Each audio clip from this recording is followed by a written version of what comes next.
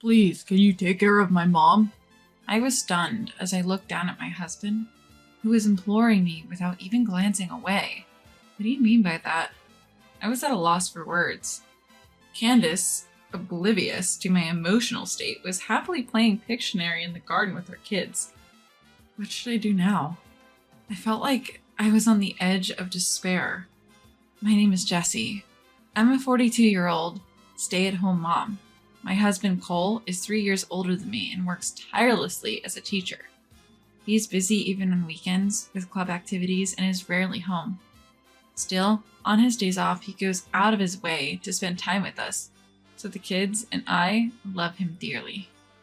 We have 2 kids. Our daughter, Dina, is 10 years old. She's inching towards adolescence and rebelliousness, but she's still my cute daughter who sometimes falls asleep holding my hand. Our son, Kenton, is 5 years old. He's an active kid, always running around the local woods, but he's still my adorable son who loves to be held. We've been living with Candace in our in-laws' house for the past 2 years. Around 6 p.m., Candace, who had been preparing dinner with me, calls out to the kids. Dennis, Alicia, dinner's ready. Yes.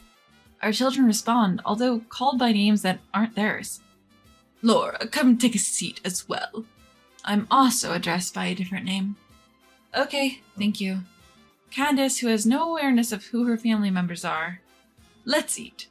And so, our family gathers around the dinner table and Candace finishes her meal with a content look on her face. Oh right, I need to boil some water. Don't worry, I've got it. Oh really? How thoughtful of you. Candace seems content with my words, but as soon as she takes a bite of her meal, she mumbles, I need to boil some water. Don't worry, I've already taken care of it. Oh really? You're so attentive. No matter how many times they see this repetitive exchange, the kids don't bat an eye. It's just another day in our home. 2 years ago, Candace, who's living alone, had a nasty fall and broke her femur. A prolonged hospital stay left her mostly immobile.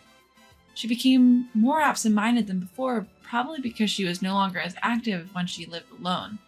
Each time we visited her in the hospital, we noticed that her conversation was becoming more disjointed. During this time, my husband, Cole, made an impassioned plea. I want to take Mom in. It threw us into a panic. We agonized over the decision, but ultimately couldn't bear to abandon gentle Candace. The kids loved her too, so we decided to take her in. At first, the children were confused, but they saw how happy it made Candace when they responded to her, and they accepted the new living arrangement. We all lovingly referred to her as Candy, and lived peacefully together. Then came an unwelcome intruder into our peaceful life. Lillian, Cole's older sister. How could you let Mom do household chores, Jessie? Aren't you ashamed as Cole's wife? Lillian, who'd shown her face after 6 months, frowned upon seeing Candace sweeping the floor. But doing chores actually keeps her energetic. Even the doctor recommended it. Stop making excuses. You're a stay-at-home mom living off Cole's income and Mom's pension. You're like a hyena. Is she really suffering from dementia? Or did you just say that so you could leech off her? What are you? She hardly visits, but acts as if she knows everything. Mom, I bought you our favorite cake. Let's eat it together. Thank you, Jilly. Candace is happy to see her daughter, but she'll probably forget about Lillian by tonight. I'm truly fed up with Lillian, who acts all high and mighty just because she brought some snacks.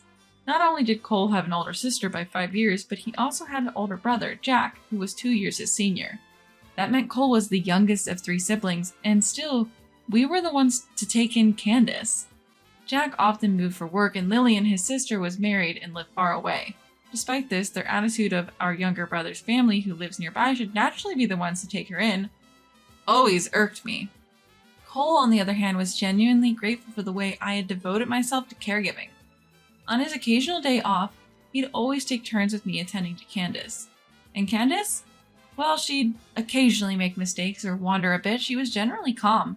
Whenever she gave a heartfelt smile and said, "Thank you," it made everything worthwhile. But my frustration grew when I thought about how Lillian and her kin would just shoot their mouths off without actually lifting a finger to help. Just when I thought this was my life now, everything changed.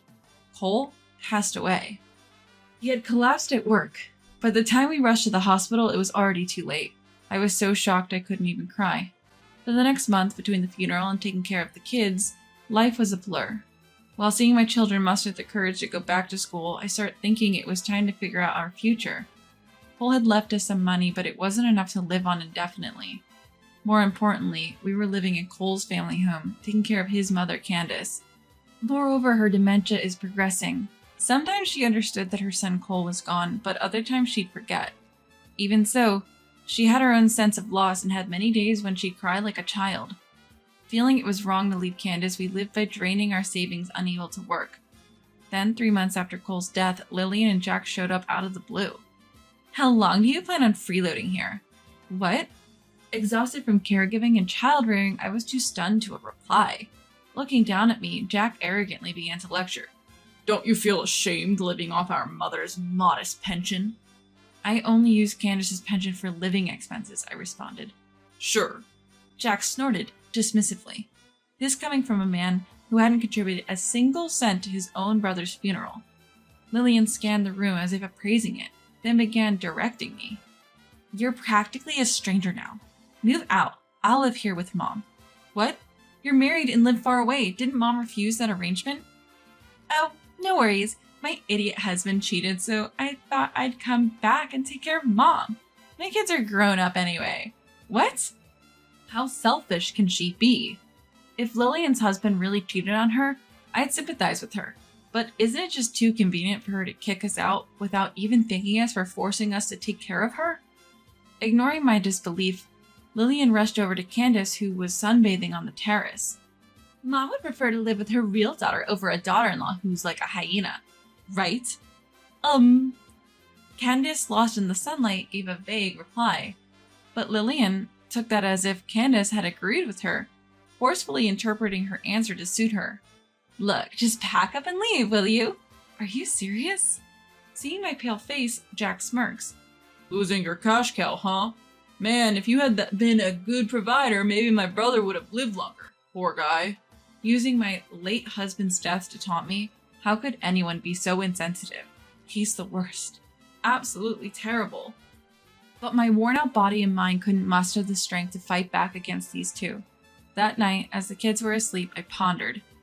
Honestly, leaving this home would probably make my life easier. I could go back to work if I didn't have to care for Candace.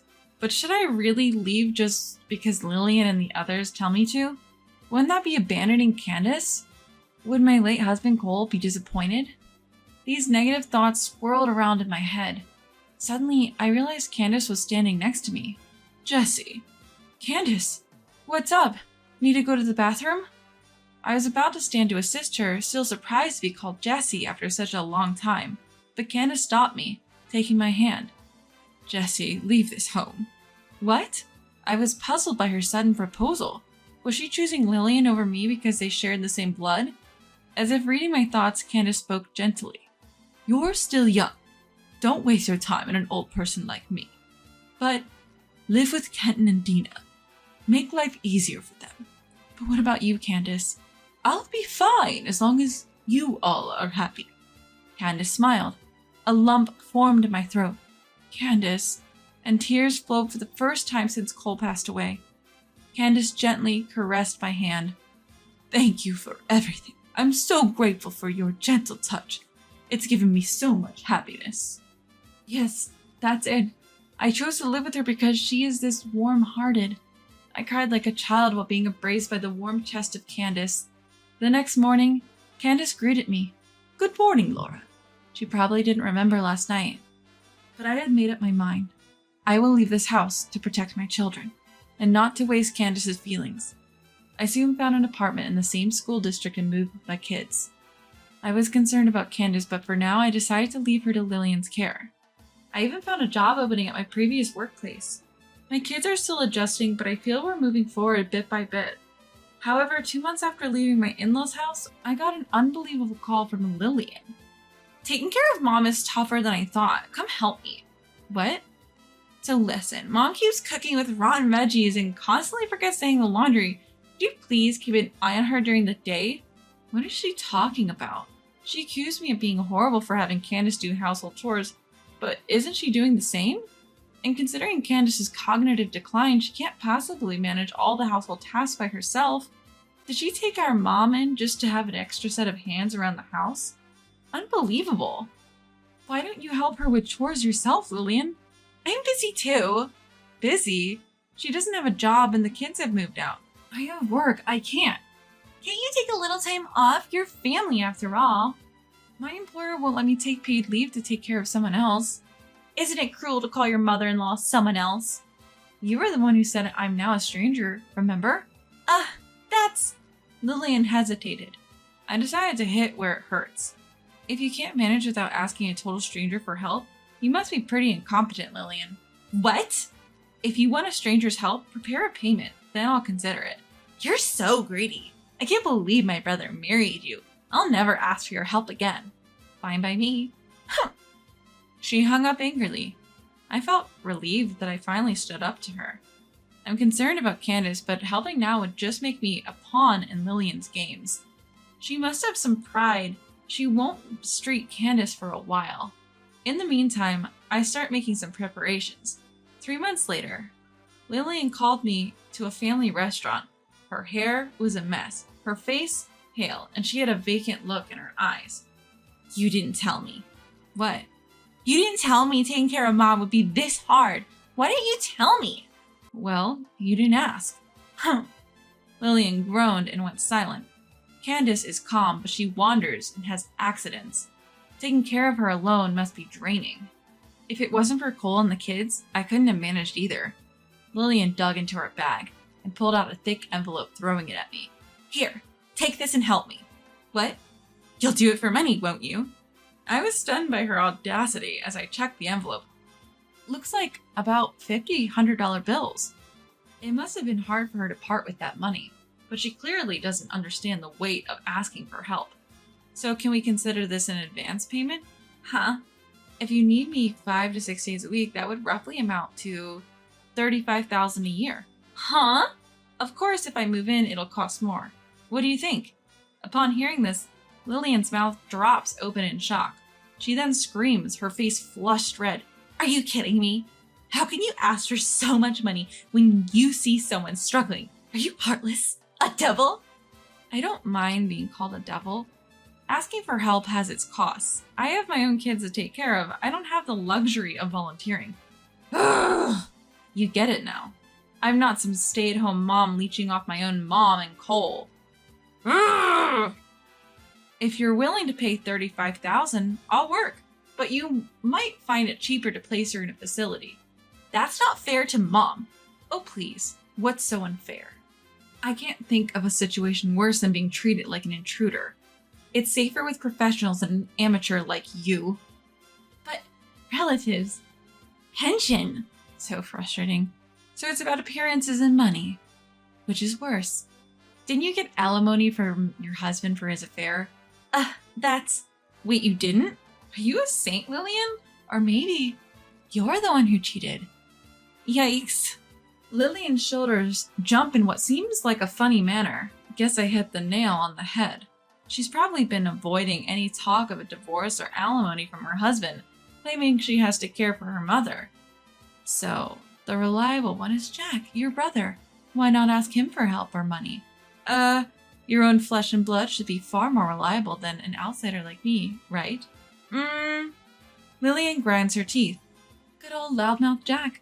Probably uses his job relocation as an excuse to avoid lending a hand. Discuss what's best for Mom, like the close siblings you are. To avoid causing a scene, I quickly pay the bill and leave. After holding out for a while, it seems Lillian reached her limit. She took Candace and forcefully moved into Jack's home. Jack's wife and kids, disgusted by the arguments over Candace's care between Lillian and Jack, feared they might get burdened with it too and left the house. That tells you how poorly Jack has been treating his family. Abandoned by his family and at a loss, Jack apparently told Lillian and Candace to leave the house. He said he'd pay for Candace's assisted living facility. About a year ago, Lillian, once full-bodied, had become incredibly thin. She told me, I've decided to put Mom in a facility. I've been researching for 6 months and immediately suggested the perfect nursing home for Candace. Lillian, like a shell of her former self, was talking incoherently, but I took it as consent and started the admission process. Finally, Candace found her final home, and I could see her too. Now there's no need to worry about both of us collapsing, nor will we be berated by Lillian and Jack. I can talk to Candace freely and peacefully. This is the best way I can give back while raising my own children. Candace gently patted my hand, making me tear up just like she used to. Something sad happened, huh? Don't worry. I'll protect you, Laura. She doesn't call me by my name, but Candace's hand and voice are still warm. Thank you, Candy. I'll visit you a lot from now on. When I smiled, Candace also smiled joyfully. Since then, Candace has been peacefully living in the facility I chose for her. I'd heard Candace's family were fishermen, so I selected a quiet facility with a sea view. It's reassuring to see her enjoying a peaceful life, just as my preliminary research suggested. Candace is gentle and charming, so it seems she's popular with both staff and the residents. Whenever I visit, she's surrounded by people and looks happy. Meanwhile, Jack seems to be in a constant divorce mediation, unable to win back his family's hearts. Though free from caring for Candace, Lillian's income is zero, as Candace's pension is used for her facility fees. With no other option, she's working part-time, scolded by a boss 20 years her junior. She's also dodging talks of divorce and will likely face mediation soon. Lillian does visit Candace but avoids meeting me, as it's awkward for her. I feel like my goal of ensuring peace for both Candace and our families has been achieved. Lillian can go live her own life. Soon you should get married too, Laura. As we were walking by the beach, Candace murmured, I wonder how old she thinks I am, as I reply, if I find the right person. You'll find a man with a gentle mother-in-law, like you because you're beautiful and kind, Candace assures me. That would be nice. I gently hold Candace's hand. I'd love to marry a man with a gentle mother-in-law like you, Candy. The comforting sound of the waves washing up on the sandy shore resonated in our hearts on that warm spring day by the ocean.